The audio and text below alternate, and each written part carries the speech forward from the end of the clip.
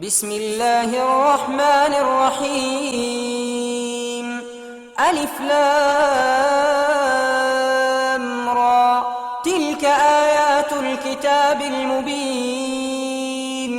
إنا أنزلناه قرآنا عربيا لعلكم تعقلون. نحن نقص عليك أحسن القصص بما أوحينا إليك هذا القرآن وإن كنت من قبله لمن الغافلين. إذ قال يوسف لأبيه يا أبت إني رأيت 11 كوكبا والشمس والقمر رأيتهم لي ساجدين.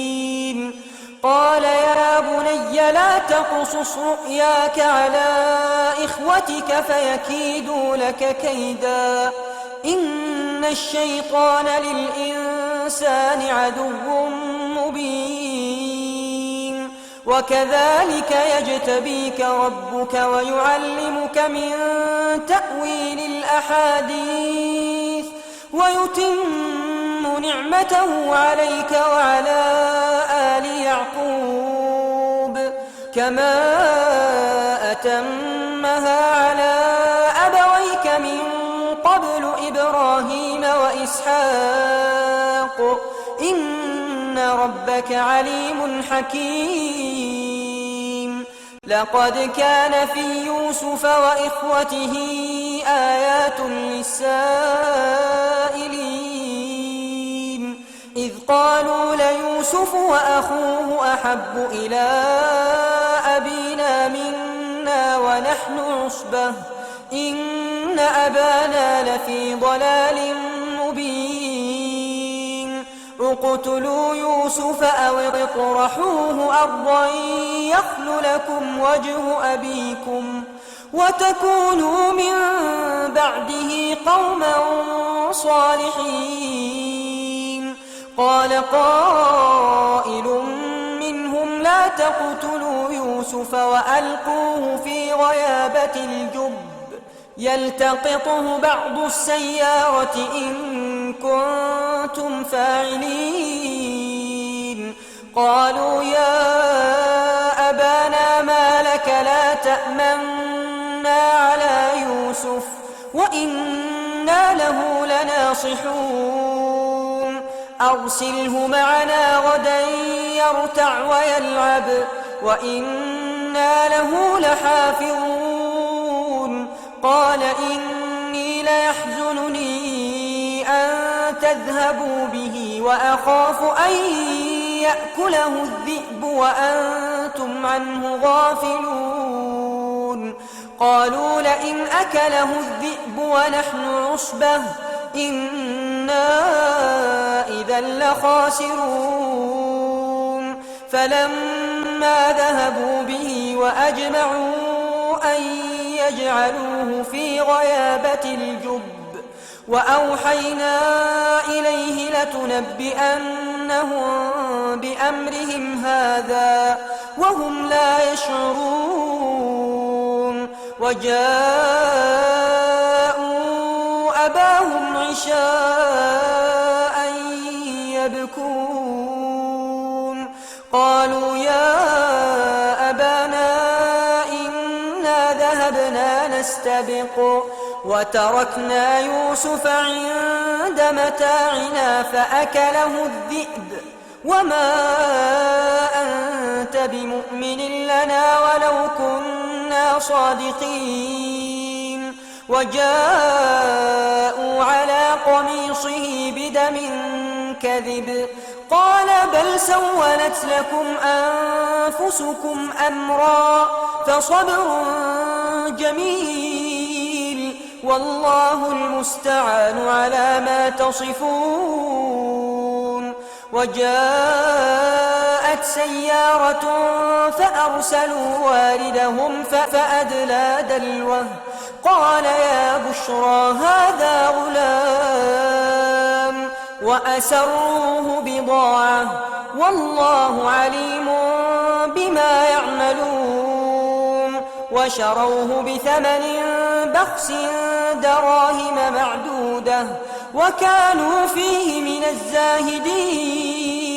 وقال الذي اشتراه من مصر لامرأته أكرمي مثواه عسى أن ينفعنا أو نتخذه ولدا. وكذلك مكنا ليوسف في الأرض ولنعلمه من تأويل الأحاديث والله غالب على أمره ولكن أكثر الناس لا يعلمون. ولما بلغ أشده آتيناه حكما وعلما وكذلك نجزي المحسنين.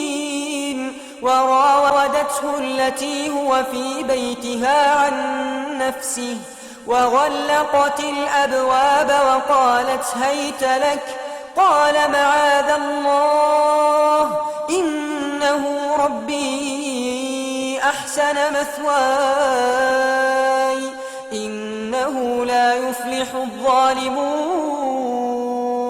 ولقد همت به وهم بها لولا أن رأى برهان ربه كذلك لنصرف عنه السوء والفحشاء إنه من عبادنا المخلصين. واستبق الباب وقدت قميصه من دبر وألف يا سيدها لدى الباب قالت ما جزاء من أراد بأهلك سوءا إلا أن يسجن أو عذاب أليم. قال هي راودتني عن نفسي. وشهد شاهد من أهلها إن كان قميصه قد من قبل فصدقت وهو من الكاذبين وإن كان قميصه قد من دبر فكذبت وهو من الصادقين. فلما رأى قميصه قد من دبر قال إنه من كيدكم إن كيدكن عظيم.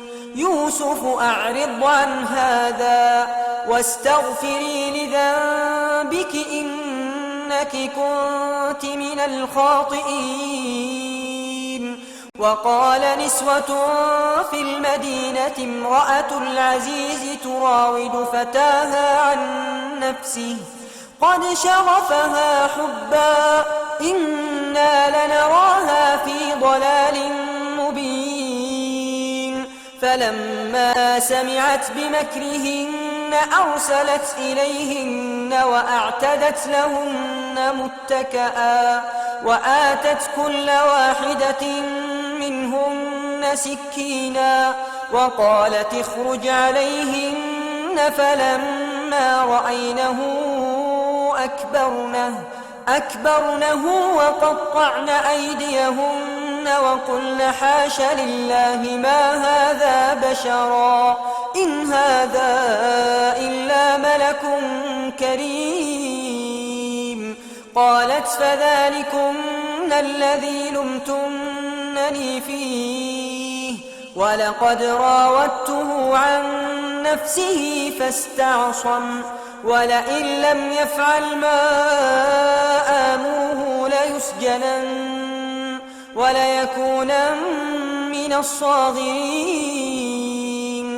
قال رب السجن أحب إلي مما يدعونني إليه وإلا تصرف عني كيدهن أصب إليهن وأكن من الجاهلين. فاستجاب له ربه فصرف عنه كيدهن إنه هو السميع العليم.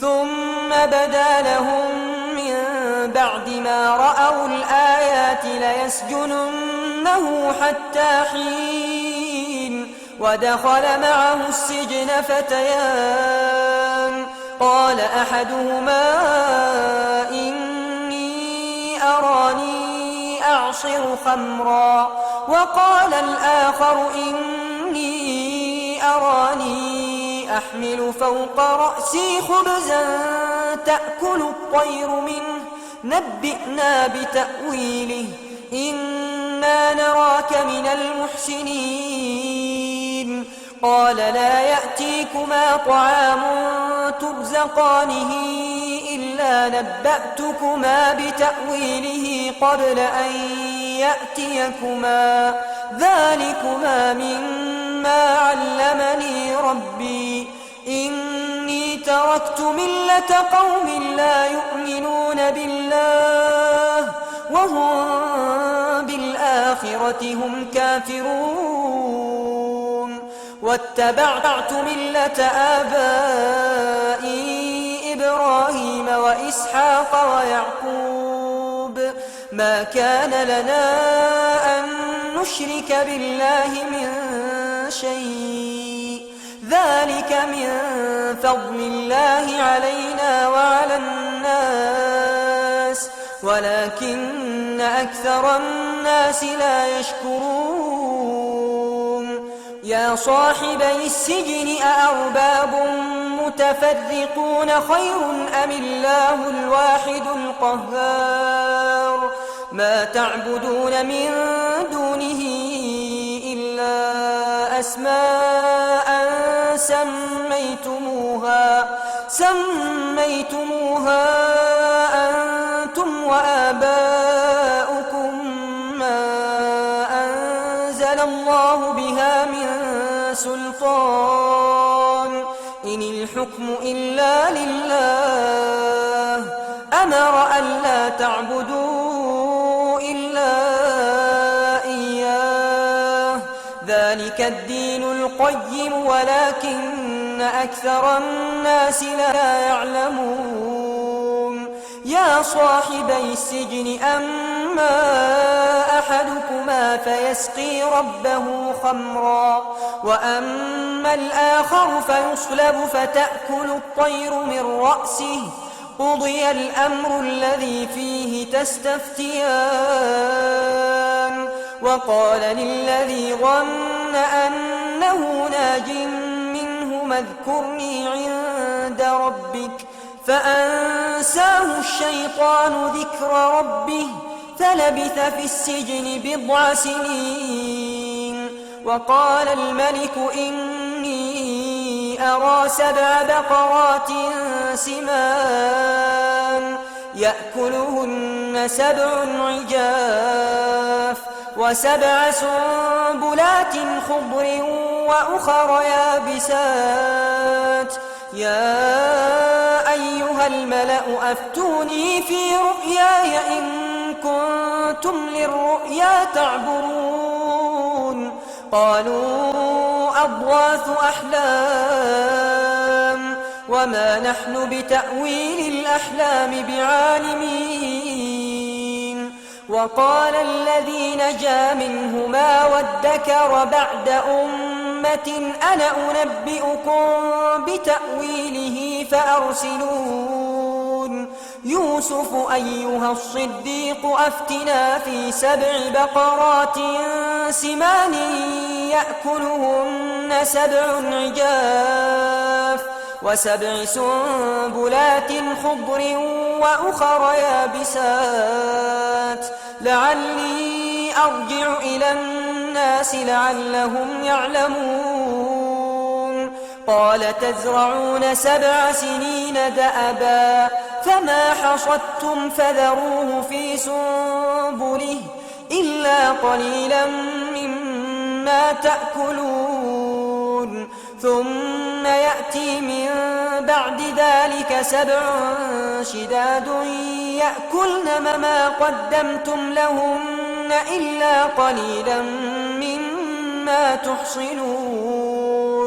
ثم يأتي من بعد ذلك عام فيه يغاث الناس وفيه يعصرون وقال الملك ائتوني به فلما جاءه الرسول قال ارجع إلى ربك فاسأله ما بال النسوة اللاتي قطعن أيديهن إن ربي بكيدهن عليم. قال ما خطبكن إذ راوتن يوسف عن نفسه قلن حاش لله ما علمنا عليه من سوء. قالت امرأة العزيز الآن حصحص الحق أنا راودته عن نفسه وإنه لمن الصادقين.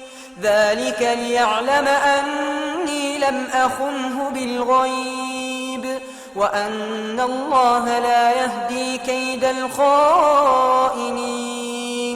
وما أبرئ نفسي إن النفس لأمارة بالسوء إلا ما رحم ربي إن ربي غفور رحيم. وقال الملك ائتوني به أستخلصه لنفسي فلما كلمه قال إنك اليوم لدينا مكين أمين. قال اجعلني على خزائن الأرض إني حفيظ عليم. وكذلك مكنا ليوسف في الأرض يتبوأ منها حيث يشاء نصيب برحمتنا من نشاء ولا نضيع أجر المحسنين. ولأجر الآخرة خير للذين آمنوا وكانوا يتقون. وجاء إخوة يوسف فدخلوا عليه فعرفهم وهم له منكرون. ولما جهزهم بجهازهم قال ائتوني بأخ لكم من أبيكم ألا ترون أني أوفي الكيل وأنا خير المنزلين. فإن لم تأتوني به فلا كيل لكم عندي ولا تقربون. قالوا سنراود عنه أباه وإنا لفاعلون. وقال لفتيانه اجعلوا بضاعتهم في رحالهم لعلهم يعرفونها إذا انقلبوا إلى أهلهم لعلهم يرجعون. فلما رجعوا إلى أبيهم قالوا يا أبانا منع منا الكيل فأرسل معنا أخانا نكتل وإنا له لحافظون. قال هل آمنكم عليه إلا كما أمنتكم على أخيه من قبل فالله خير حافظا وهو أرحم الراحمين.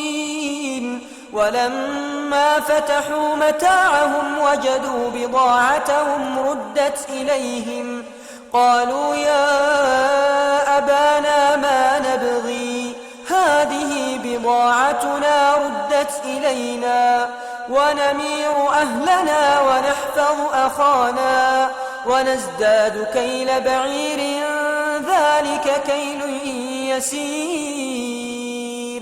قال لن أرسله معكم حتى تؤتون موثقا من الله لتأتونني به إلا أن يحاط بكم. فلما آتوه موثقهم قال الله على ما نقول وكيل. وقال يا بني لا تدخلوا من باب واحد وادخلوا من أبواب متفرقة وما أغني عنكم من الله من شيء إن الحكم إلا لله عليه توكلت وعليه فليتوكل المتوكلون. ولما دخلوا من حيث أمرهم أبوهم ما كان يغني عنهم من الله من شيء إلا حاجة في نفس يعقوب قضاها وإنه لذو علم لما علمناه ولكن أكثر الناس لا يعلمون ولما دخلوا على يوسف آوى إليه أخاه قال إني أنا أخوك فلا تبتئس بما كانوا يعملون فلما جهزهم بجهازهم جعل السقاية في رحل أخيه ثم أذن مؤذن أيتها العير إنكم لسارقون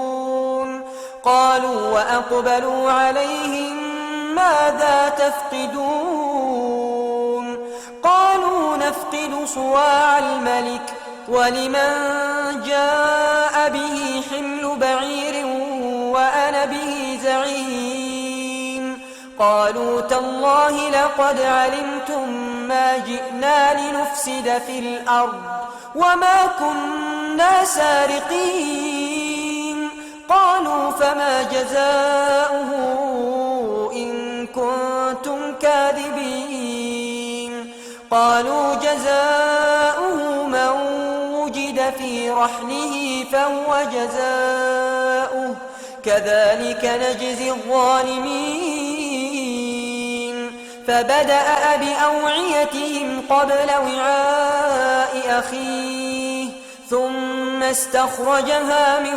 وعاء أخيه كذلك كدنا ليوسف ما كان ليأخذ أخاه في دين الملك إلا أن يشاء الله نرفع درجات من نشاء وفوق كل ذي علم عليم قالوا إن يسرق فقد سرق أخ له من قبل فأسرها يوسف في نفسه ولم يبدها لهم قال أنتم شر مكانا والله أعلم بما تصفون قالوا يا أيها العزيز إن له أبا شيخا كبيرا فخذ أحدنا مكانه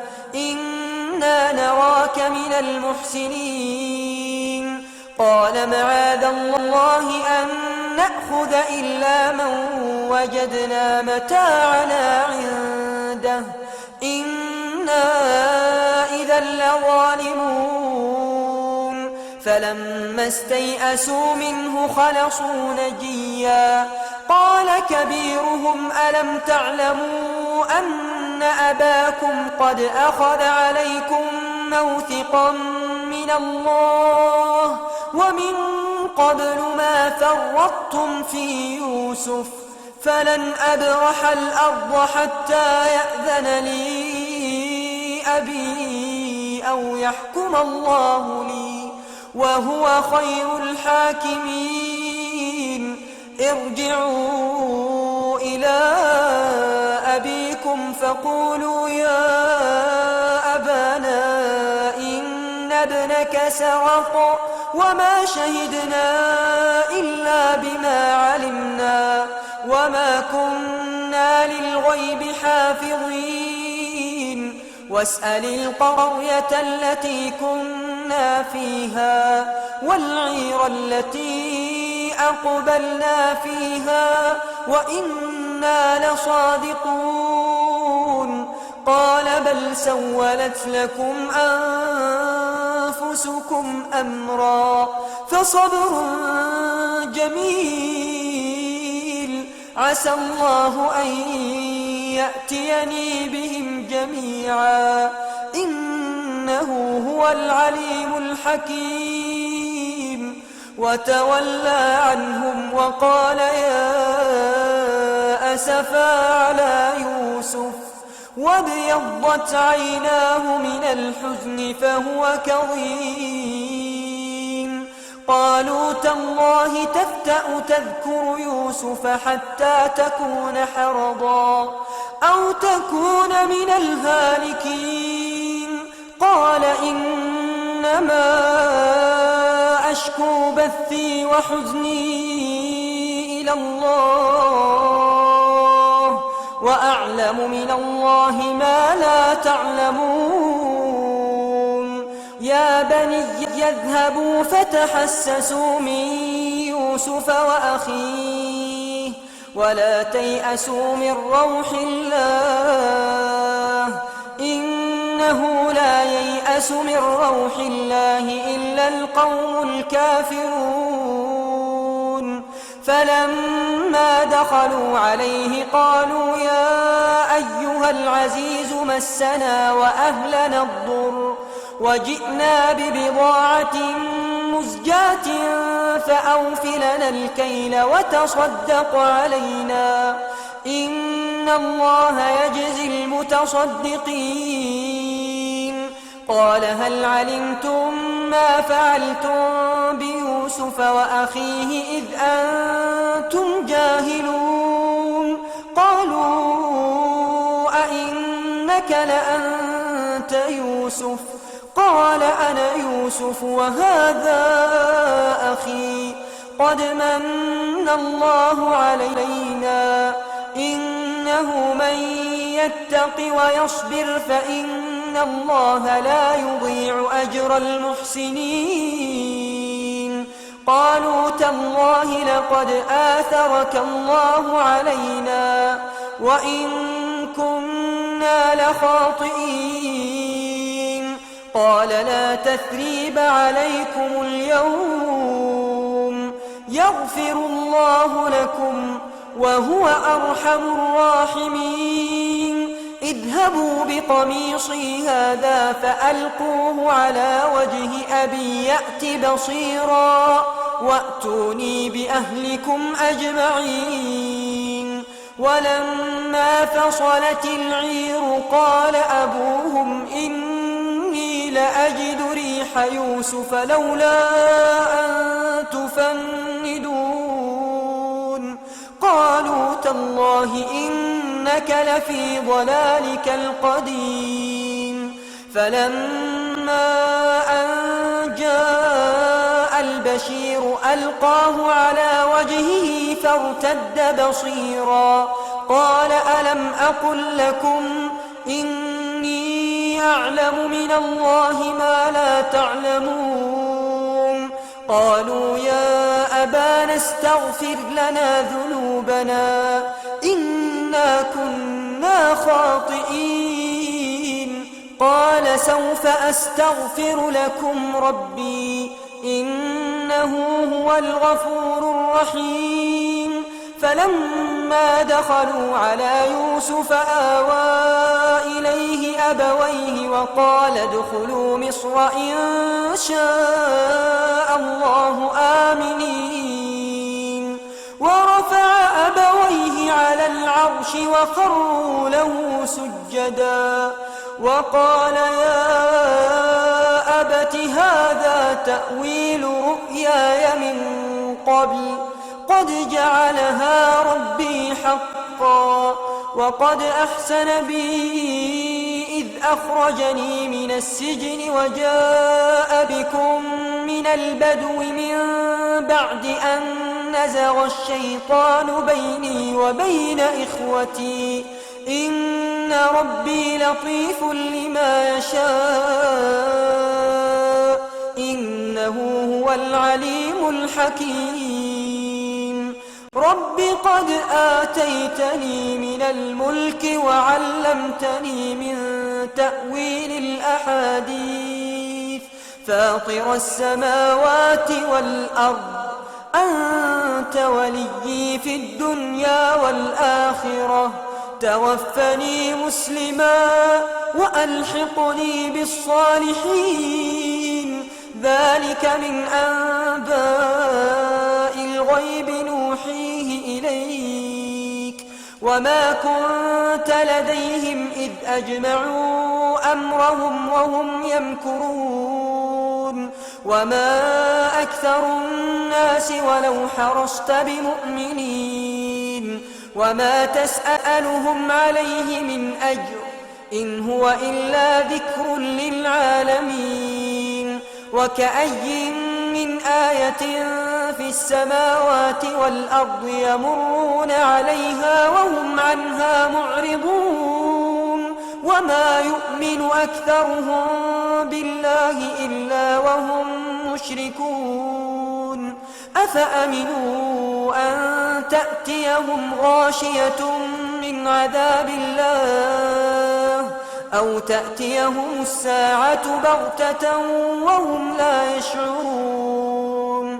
قل هذه سبيلي أدعو إلى الله على بصيرة أنا ومن اتبعني وسبحان الله وما أنا من المشركين وما أرسلنا من قبلك إلا رجالا نوحي إليهم من أهل القرى أفلم يسيروا في الأرض فينظروا كيف كان عاقبة الذين من قبلهم ولدار الآخرة خير للذين اتقوا أفلا تعقلون حتى إذا استيأس الرسل وظنوا أنهم قد كذبوا جاءهم نصرنا فنجي من نشاء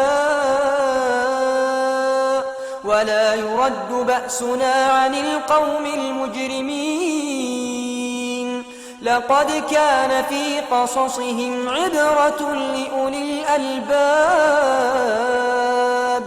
ما كان حديثا يفترى ولكن تصديق الذي بين يديه وتفصيل كل شيء وهدى ورحمة لقوم يؤمنون